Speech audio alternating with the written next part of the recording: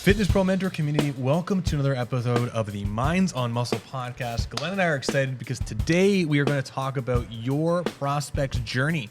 We're really going to explore the reality of something that you might personally be going through and trying to figure out what journey does your prospect go through before they think about making a purchase decision, before they enter into your world and stay with you forever so you can 2 to 3x your business. But more importantly, Glenn, how you doing today, man?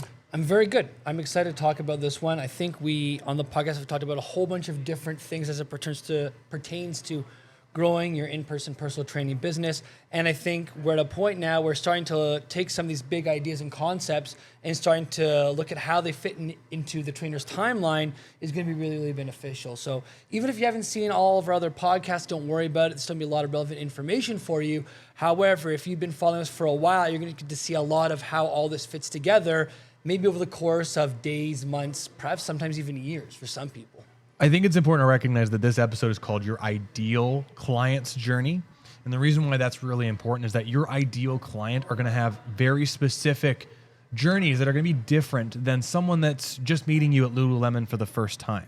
Your ideal client, if you found a demographic and a psychographic that works really well for you, you will find that over time, several of these clients will have very similar journeys of how they discover you or how they think about to discover you. And once we can identify very similar roads of how someone gets from A to Z, it makes it easier for us to optimize that. So again, this is a bit of review. Go back and check out some of our episodes on client avatars because that's going to be super huge to make sure you know who you're speaking to. But Glenn, where do you think an important place would be to set off with this whole thing? Well, I think we look at the natural course or timeline of the prospect or the ideal client avatar in this case.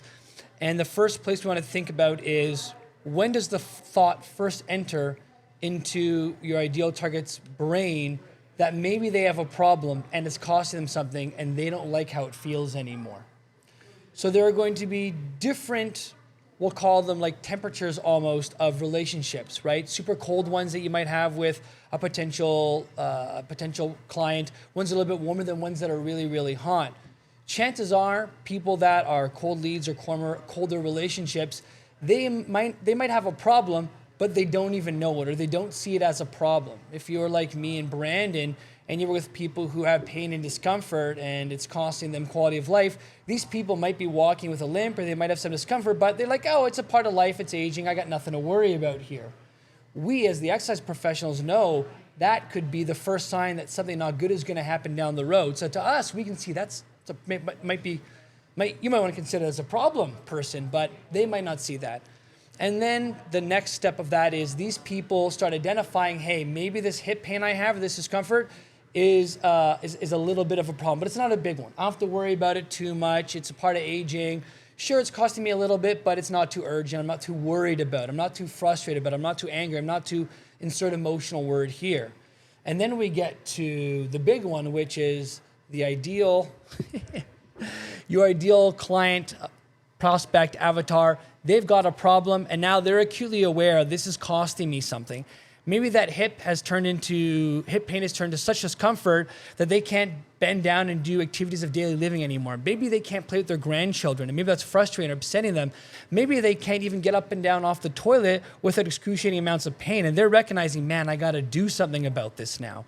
These are really the starting places for your ideal target audience and your ideal client avatar in terms of, are they maybe going to buy your services or not? You know, it's interesting. I think you said something there that just kind of sparked a thought. And I think the longer and the larger the downfall that someone has with a pain and or issue, I think it really is indicative of the value of the potential service that someone might provide. Like, for example, if someone has a weight loss demographic, how many people are gaining body fat right now and continue to do so for several years? And then all of a sudden, there is either a health concern or a level of insecurity that reaches such a high level that they decide this is the time to make a change in my life. Now, the thing about that, though, is for that demographic, in most cases, they start to do something. And how many of you have worked with a weight loss client specifically? And of the majority of those people, it is a short-term endeavor. They start doing it and then they leave.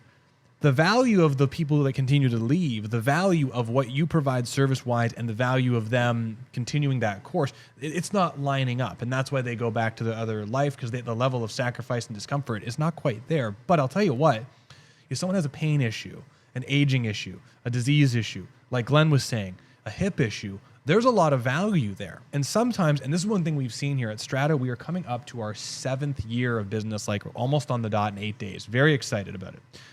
But we had a lot of people, even just actually this presentation that Glenn did, someone came in and she talked to me 4 or 5 years ago about issues she was having with her hip.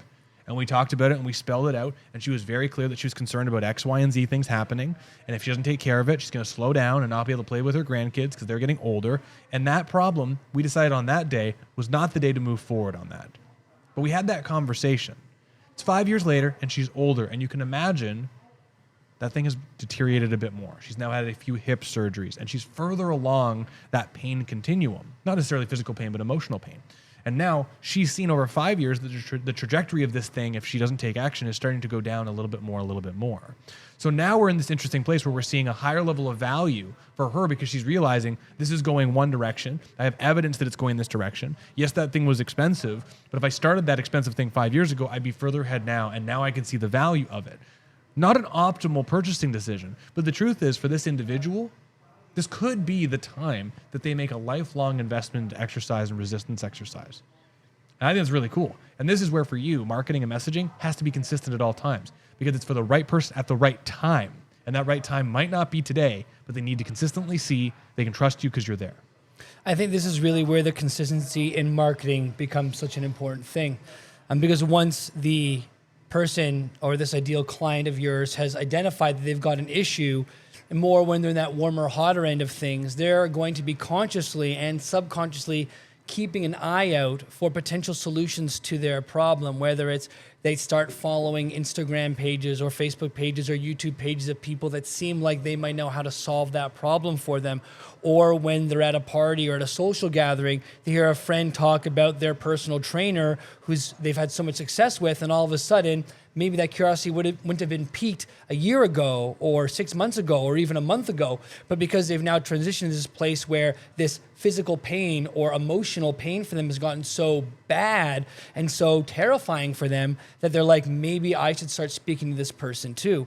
And this is one of the reasons why one of our pillars in the Fitness Pro Mentors mentorship is consistency, is because if you on all your different platforms are being seen with the same consistent message for the same kind of people, once that person hears it and they start seeing your social proof of the testimonies of people that are just like them, whether video or written, and they start seeing all the content you're creating, it feels like you're speaking to them directly in the manner they want to hear, using words that are at their level and communications that's at their level, and you're holding yourself in a confident way, and you're the right amount of charismatic that it resonates with them. That's going to help them know, like, and trust you. And even if they see you and it's not the first time they see you, but they follow you for a couple months and then they realize, you know what, this is the right person for me, that's when you start getting some of those leads that come out of nowhere that we love to see start hitting home for us. So right now, your ideal client is out there, and they're slowly moving from being cold, not ready to take action, to like hot, like I need to get some help now. And the best thing that you can do is be consistent with your marketing that's targeted at them in all the different ways that I just discussed, so that when they do see you next, they're like, I got to call John. I got to call Patty. I got to call Marissa. I got to call XYZ. That's really what it's about. This is where you have to be nurturing, but I would say also, like, I think knowing your expertise product is going to be such a critical decision to make sure that you get the right people and that the people who are on the journey find you. You know, I want to come back. I mean, thinking about those demographics, like we think about very broad demographics. Like, why do people hire personal trainers? Well, some people hire them for well-being, great. Some people hire them for motivation, also great. Growing muscle, losing body fat, looking more muscular, which can be a combination in their mind of both. And then sometimes it's for aging, aches, and problems. Well, if you think about all those demographics and you're like, hey, listen, this trainer costs $200 an hour. I mean, as a $200 an hour trainer, do you think they're going to be very, very successful at keeping long-term weight loss clients and muscle gaining clients? It's going to be kind of tough because those people come with high levels of emotion when they first walk in, which is great. but things change over time. If we can find a way to be very nurturing to those people that have problems that aren't going to go away, because most people kind of get it, right? How do people think of arthritis, right? They go to the doctor's office, like, you've got arthritis, right? The arthritis. And everyone's like, oh my gosh, I've got the arthritis. And they get freaked out by that thing, and it sucks. If we can be nurturing, though, and very genuine, and have something that really connects with these people and helps them with the arthritis, and you become the person, when they're ready, they will find you. And I love that. I think it's just great. I might have gone on a tangent but I got excited. No, I mean, it makes sense because that's ultimately how I think a lot of people end up finding us at Strata, right? Is there are people that it seem like they come out of nowhere, like out of the woodwork. And we're like, how did you hear or find us? And it's like the one person that referred me, the one client who had the neurological brain issue. And it was like, oh, I'd heard about you from someone else. I'd never been in there, but heard you guys do good work. And you guys just seem to be the right fit for this person I had, because you guys know how to exercise with people who have like issues that most people can't work with. And it's like, wow, like where do these people come from?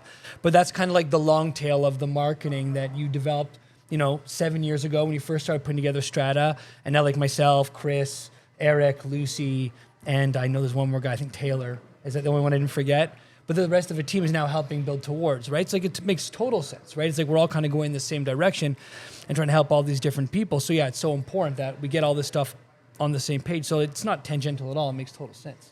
Well, this is also where doing a good job is really important. And I would say like we focus a lot on the marketing, because the marketing, the messaging will draw people in. But if your communication or your delivery or your actual physical fulfillment doesn't do the thing that you're saying it's going to do, you lose trust from people. Personally, I've gotten this incredible line of referrals. We're at a retired NHL guy who had a ton of problems, neurological problems, joint damage, and using exercise over 5 years, we built him up that he has almost no pain in his body and is still playing hockey, is still playing golf. His buddy, who had less severe problems, saw him and was like, you know what? I got these things and they're really annoying, but they're not as bad as his, but I want to take care of these things. And so Doug comes in. And then Doug goes, you know what? This is really great. I'm actually feeling better. My wife's got some pretty bad stuff. Why don't I bring her in? So I've got 3 of these people in this same circle. Then 2 years later, post-COVID, their golfing buddy goes, my back's been killing me for 3 years. I think I got to stop playing. And they go, no. Go see this guy. And they invite Brent in. Brent's back stuff goes away. And then they invite Sean, who just showed up here 2 weeks ago. And so we have this circle of people that are all getting the same effect and the same results. And I'm very expensive, relatively speaking, in my small town for training and fitness. So's Glenn and so's Taylor. And they all come in and they are basically ready to make the purchase decision. And money is not the obstacle, because they are here for one thing. They want to exercise and not hurt. And we built that trust up.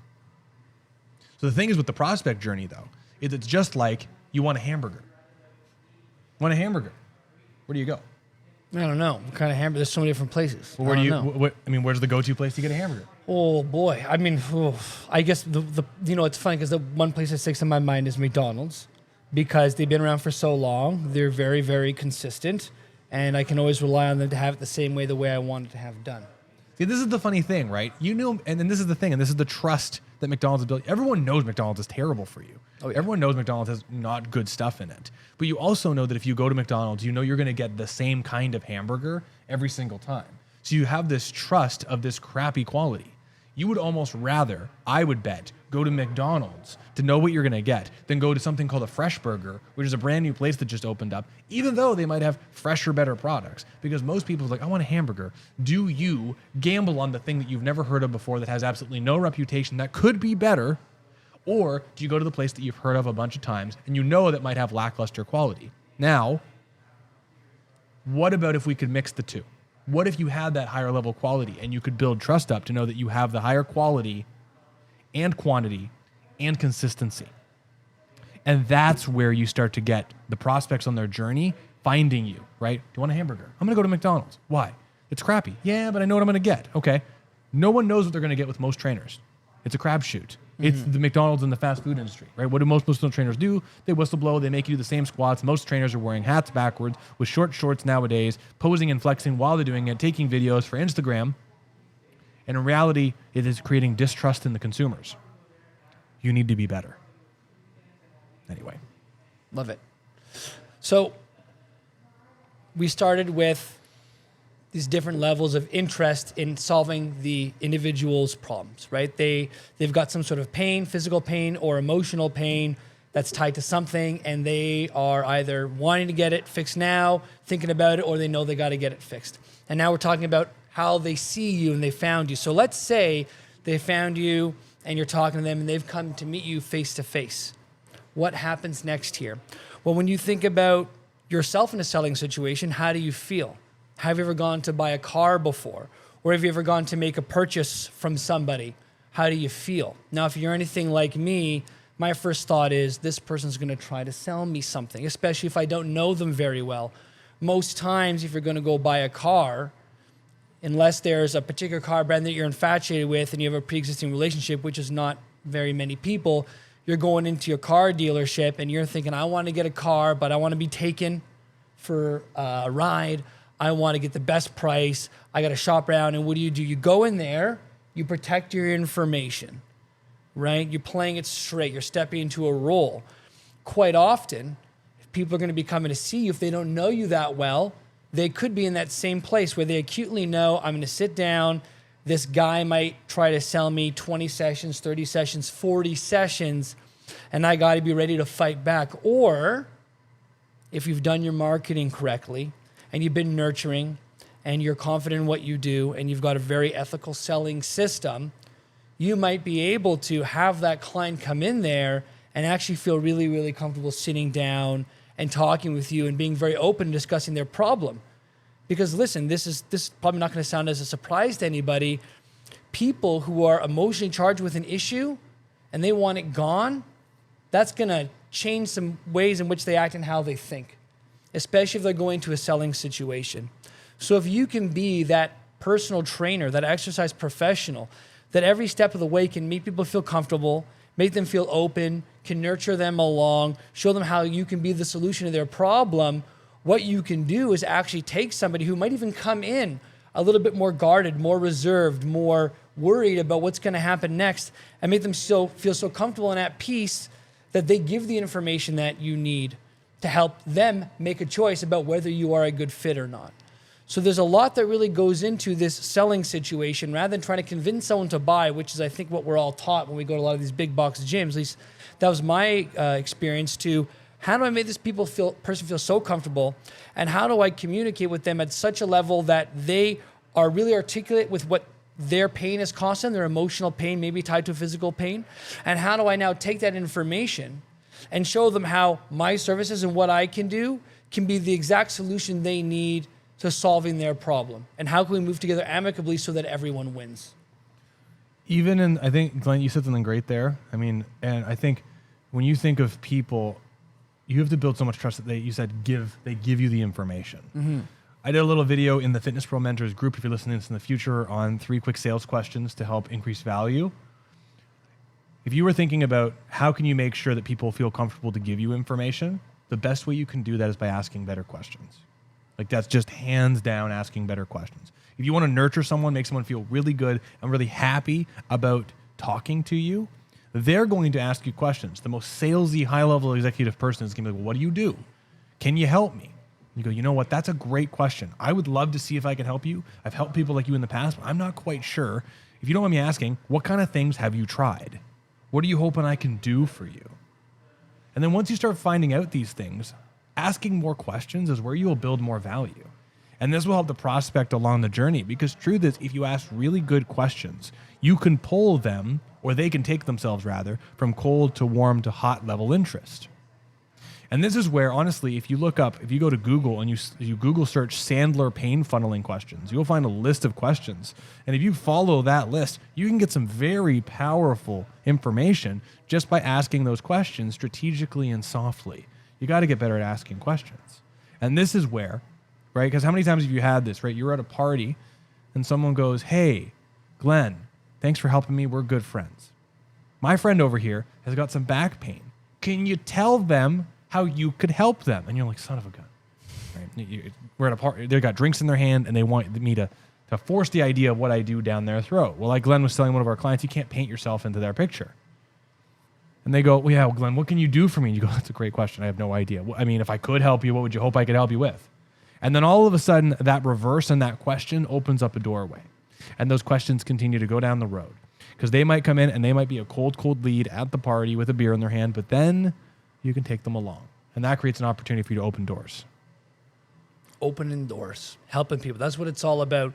And I hope this goes without saying, but just in case it doesn't, if you're not selling ethically, if you're worried about your paycheck and bottom line, and you're just trying to sell people packages because it's going to be easiest for you and maybe not in their best interest, that's going to come out pretty soon. And that actually kind of leads us into our next part of our discussion here, which is a little bit more on the retention end of things. One of the biggest mistakes, I think, listen, retention's a huge thing. We've already done a whole podcast on this, so maybe we can touch on maybe some of the most important stuff here. Retention and your ability to continue that nurture that relationship and help people get towards their goals is essentially what they're paying you for. And there's so many things you can do to help increase retention. I think among the most important things is going to be making sure that you're doing everything you can within your session, helping get them to where they want to go as optimally as possible. And within that, there's going to be a lot of asking questions about how is this feeling? How have you been doing your homework? How has that been going? Asking questions to collect more data, more information. And then based on what you think their biggest problems are and what they need to learn, educating them on that stuff. Education. Because, and we see this all the time with some people that we coach in our program, if people come in and they see that your initial value is really high for what they're paying for, they're going to be happy to engage with you in a professional relationship. But over time, if your professionalism drops, or you're not educating them, or they're not learning something, or you're not helping them solve new problems that come up as they continue to grow, your value goes down. And at the point where your value to them does not exceed what they're paying, they're gone. That's the end of it. Either you're getting ghosted, or they're going to say, Glenn, this has been great, but I need to seek something else out now. This is what I need anymore, XYZ thing. So when you're in your sessions there, educating them as much as you can, as often as you can, asking more questions to see where they're at and trying to discover, are there any new pains that are coming up? Maybe their hip is doing really, really good now, which is what they came there to see you for. But now maybe it turns out they've also got some neck stuff, but they didn't really talk about their neck stuff too much before because the hip was the biggest thing. So now the hip is feeling good. We're moving on to the neck thing. And now that the neck thing is gone, they start talking about, well, you know what? I'm actually thinking about going on a vacation next year. I'm worried about my endurance. I'm moving well in the hip. My neck is feeling pretty good. But now that I feel pretty good all over the place, can we improve my entire body's output so I can walk more on my trip to Europe? And you've got to figure out how to discover these things. So you have to continue nurturing your relationship. And honestly, this might be a great way to take a look at it. Just like how when you're together with someone that you're dating, maybe a significant other romantic interest for a long period of time, you have to keep recreating the spark. You have to keep trying, experimenting, and doing new things that keep the relationship interesting. The way you do that in a professional relationship is finding out what the biggest issue is right now and creating a plan and educating around that so you solve that problem. And it's a continuous cycle of that over and over and over and over. There's two words, and Glenn's right. The education is a really big part of it. But I would say that anyone that's listening to this, be careful of accidentally going in the rabbit hole of just teaching your client in the entire session. Like, you have to be a formidable communicator to share ideas that educate the client to make better decisions. Right. But it comes down, there are two things, and these are Tom Purvis isms for sure. What really keeps people around, like the two things, the value curve that Glenn talked about is true, the education is true, but there are really two things. One is the experience, and then the second are the results. And the experience needs to change based off of the individual. Now, what you can do is you can try to figure out of your demographics, if you've got 20 people and 3 people like joking around and then the rest are no-nonsense CEO people, well, you can figure out that the majority of your folks are going to be, and the people who are that 70%, they're the majority. So you can try to channel your experience to cater to that of the quick, short-term, no-nonsense, get-to-the-point CEO type. But then you also recognize that some of the people like the familiarity, the joking, and the rapport continuum that's built there. But also recognizing that that experience has to be chameleoned to the individual. It has to be. And that experience has to extend for years and years and years. Let's say, in my opinion, one of my strengths is retention. My schedule is very full from people who've been with me for a long time that I actually have to take a second to figure out. I don't remember, which is great. And part of that is because the experience they get here is consistent with me. I can meet them where they're at every single day. I know how to ask questions to relate to them on the given day. I'm also forecasting problems that they might have. Like most people, if they have hip arthritis, there are a myriad of conversations that come up around long-term health, hip replacements, and all that kind of stuff. And so once you have that and you can make sure the experience lines up with them, then you can make sure the results and the expectations of the results are clearly orchestrated. And why that's important is, one, the results need to be there. Because if people are not feeling measurable changes in some way based off of what they can do, they're going to leave. Like they're going to find someone who can do it, or be disappointed and be like, well, that was just all marketing, right? Or you accidentally educated them on an idea that they misinterpreted, like that you're going to make the pain of the arthritis go away. And that's almost worse. This is where clear expectations up front and you modifying the conversation as you go is very important. Brandon, I just got told I've got arthritis on my hip. I'm going to need a hip replacement. Can you help with that? Great question. When you say help, what are you hoping I can do? Well, I'm wondering if we can make that pain go away. Honestly, I got to be straight up. That arthritis is going to probably have sensations indefinitely to some degree.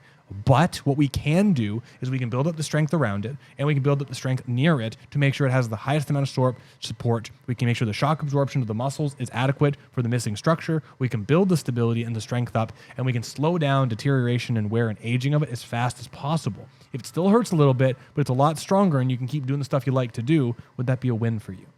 And all of a sudden, that sets up the next steps of the conversation. Yes or no. If they say no, then we have to talk. If they say yes, you're good to go. But this retention comes down to that. Can you make sure that your experience is consistent for them? When they walk in the door, they know they're not going to accidentally get a hungover Glenn or Brandon. They know that you're not going to be just talking about a grandmother. It's not going to be just hear you talk about your favorite Avenger, right? Or sometimes you might. But the truth is that experience, it needs to be clear to that individual. I got nothing else, Brandon. I mean, here's the thing. We could talk about each and every single one of these things, I think, under a microscope for probably at least an hour each, right? But this isn't essentially your client's journey. Is they're going to go from a place where they have no clue that what they got is even a problem to a place where they're working with you and they love and they want to keep working with you because they can't imagine their life without you because of the results you provide and the experience they get when they're there with you. And it's your job to understand each leg of this journey so you can understand how to communicate, how to create content, how to interact, how to interview motivationally, all this different stuff. You have to understand where your client's at each one of these parts of the journey so you can be with them at their level. Because at the end of the day, if you can really, honestly, truly understand exactly where your clients are at every single step of the way, and you've got the technical skills to meet them there, you're going to be an amazing trainer. You're never not going to be busy. A lot of what we talk about in the FPM program is helping people get to those places where it's like understanding that the difference between using range of motion and this is how your arm moves, right? Is such a small thing. But for somebody who's not exercise savvy and they've never stepped in a gym before, saying, hey, we're going to help you improve your range of motion might not mean anything to them. But if you say to them, hey, I know you've got issues moving your arm up overhead, and we're going to help you improve how far you can do that, all of a sudden you're on their level. So making what you can do and communicating that to the people in all the different ways that you can through every different level of the relationship as it moves along this timeline is how you're going to get really, really busy. And that's kind of what we teach in the FPM program. Listen, one of our students just messaged me this morning that they had their highest grossing month ever last month. And honestly, I love hearing things like that. It just gets me super excited. 2 of our other students are looking at opening facilities.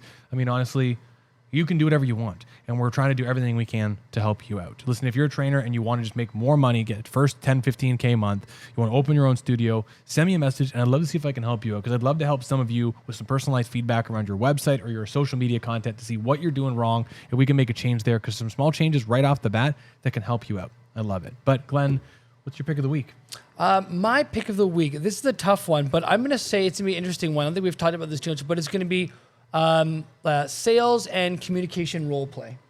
I think that there are a lot of great people out there who are really well gifted technically, but what they struggle with is how they communicate in their role as exercise professional, either with current clients or potential prospects. And I think that, especially if you're very nomadic, like you run your own business, like you're solopreneur, it can be very hard to find time to role play conversations with other people unless you actively go out there and seek them. Or even if you're a new exercise professional, that might not be one of the things that you think about doing too often. You might be so enamored with just getting the technical stuff down pat, which you should, that you often forget about how am I communicating these principles.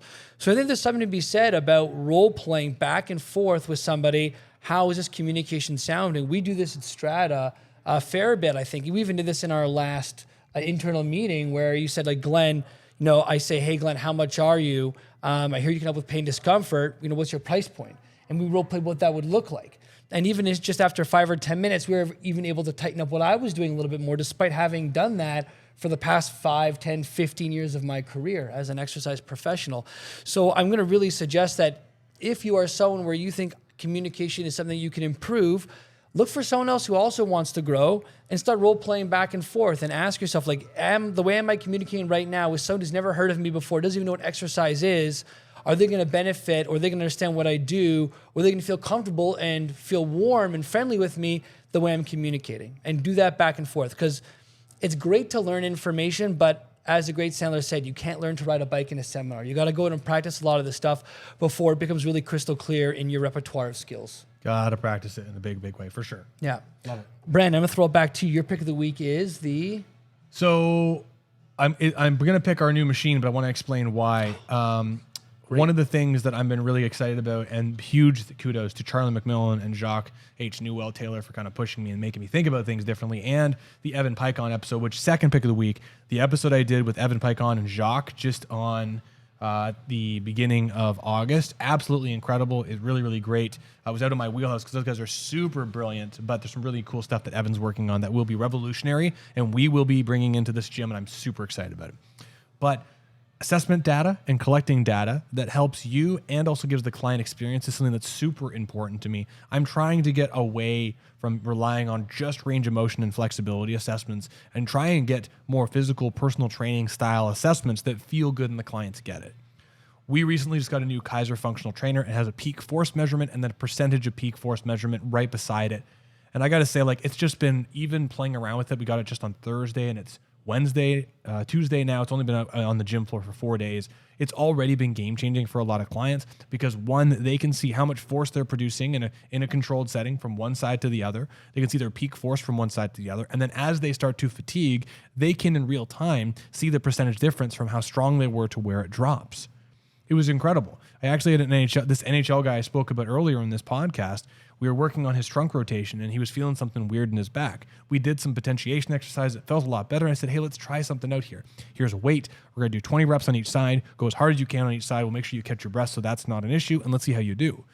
He was so tuned up and so perfectly strong in his case that he produced the same amount of force on both sides within 90% of all 40 repetitions, 20 and 20. And it just blew my mind. And so you can see some really cool stuff with it. So if you have access to Kaiser pneumatic machines with the peak force measurement, I mean, absolutely game-changing. I love it, and I plan on using it a heck of a lot more and trying to find a way to sneak it into our assessment process a bit more. So it's going to be super cool. Would be an interesting podcast episode would be discussing like how you use different metrics to assess. Not like, I mean, there's so many different metrics you can use across, like, obviously muscle gain, fat loss, what we do for pain management, but like making sense of data just from like a thinking about it way might be like an interesting podcast at some point. Going to be honest to everyone that's listening to this, I am right now learning more about just different types of adaptations and then the different cycles that skeletal muscle go through and different rep ranges and things that might be somewhat basic, but trying to learn about different program design around that. And then we can figure out assessments for that. And then once we have some confidence there, then we'll definitely do an episode like that because that would be great. That sounds like a lot of fun. Everybody, this has been another episode of the Minds on Muscle show podcast. I love talking about this stuff, and we love talking about this stuff. And so if you're ever looking for some help 2 to 3 times your in-person personal training business, you've been thinking about it, but now you're at the point where, like, I love doing the training thing, and I want to make it a career, but I'm having a hard time figuring out how to get more people into my world, give us a shout. We'd be happy to sit down with you for 45 minutes, an hour, figure out what you need to do and see what there is for you. Just want to help some people out here. So if you ever want to take us up on that, shoot us a message. We'd be happy to take you on. And don't believe us. Look at our social proofs. We've got a bunch of people who are crushing it. Check out our Instagram. Check out everything because we got people who are doing what you want to do, and you can do it too. Have a wonderful, everyone. 2 to 3 extra business. Let's make it rain. Take care, everybody.